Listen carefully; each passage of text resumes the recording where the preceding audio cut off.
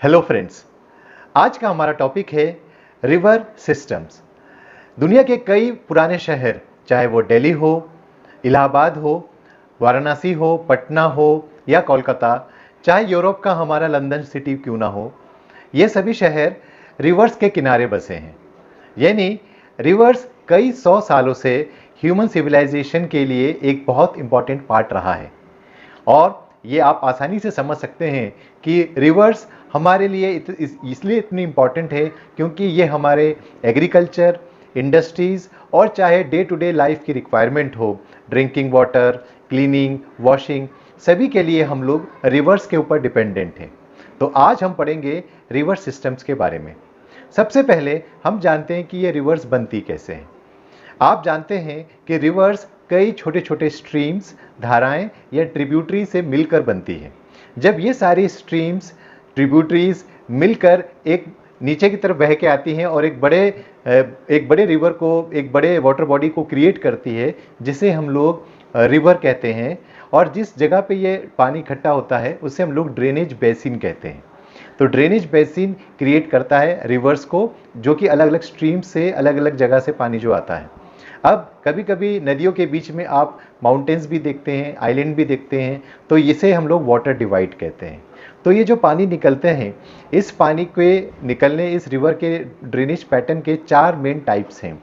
और इस 4 main types को हम लोग इस प्रकार से समझ सकते हैं कि जो पहला ड्रेनेज सिस्टम है उसे हम लोग डेंड्रेटिक ड्रेनेज सिस्टम कहते हैं। डेंड्रेटिक ड्रेनेज सिस्टम में जैसा कि आप देख सकते हैं कि पानी जो है वह रिवर माउंटेन से जो बेसिन की तरफ है, नीचे की तरफ है, वो बहते हुए आता है। ऊपर से माउंटेन से छोटी छोटी धाराएं, छोटे छोटे छोटे स्ट्रीम्स, जिसे हम लोग ट्रिब्यूटरीज भी कहते हैं। तो इस पैटर्न को हम लोग डेंड्रेटिक पैटर्न कहते हैं।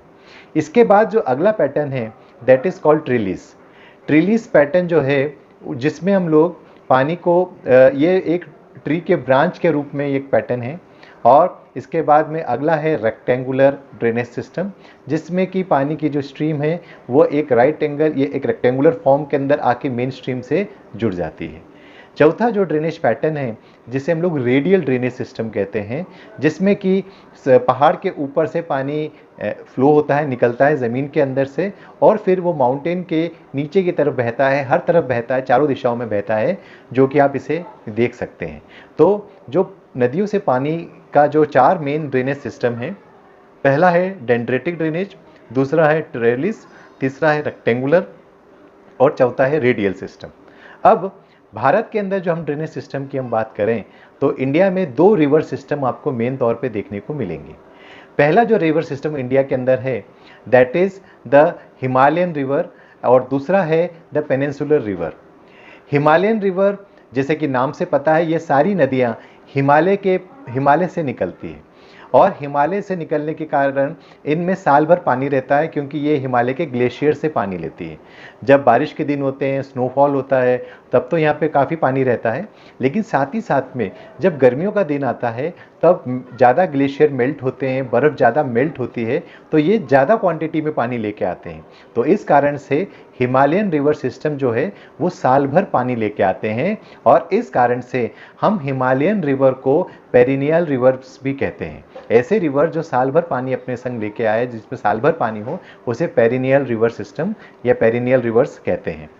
पेनिनसुलर रिवर और हिमालयन रिवर सिस्टम को जब आप कंपेयर करेंगे तो जो दो आपको मेन अंतर आपको देखने को मिलेगा, हिमालयन रिवर्स जो हैं वो साल भर फ्लो करती हैं, लेकिन जो इंडिया के पेनिनसुलर रिवर्स हैं उनमें आपको ज़्यादातर पानी रेन के समय, रेनफॉल के समय, रेनी सीजन के समय ज़्यादा मिलेगा। तो हिमालयन रिवर ग्लेशियर्स के ऊपर डिपेंड करती है, जैसे कि गंगा है, इंडस है, ब्रह्मपुत्र है, सतलुज है, यमुना है, रावी है, चनाब है, झेलम है, व्यास है।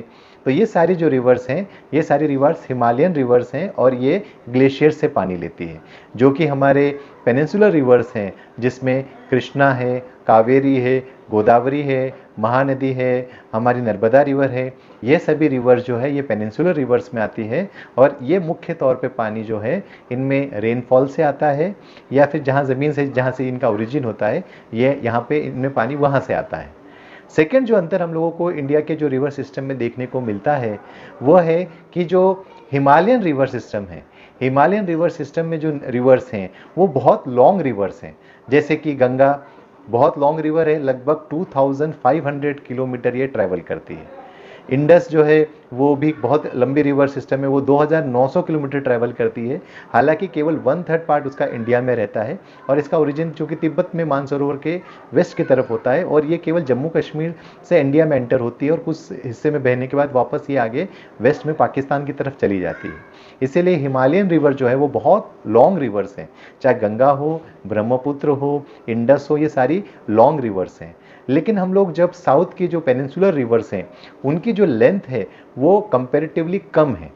तो इस प्रकार से जो दो मेन डिफरेंस हमको देखने को मिलते हैं इंडिया के रिवर सिस्टम्स में, हिमालयन रिवर सिस्टम में और पेनिनसुलर रिवर सिस्टम में, वह यह है कि एक तो इनके अंदर पानी साल भर नहीं रहता और दूसरा पेनिनसुलर रिवर के अंदर साल भर पानी नहीं रहता है और हिमालयन में साल भर पानी रहता है।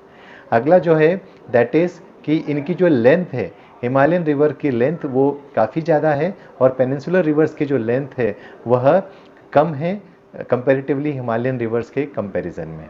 तो ये थे इंडिया के कुछ इंपॉर्टेंट रिवर सिस्टम के बारे में। आई होप आपको ये पसंद आएगा। Thank you for watching.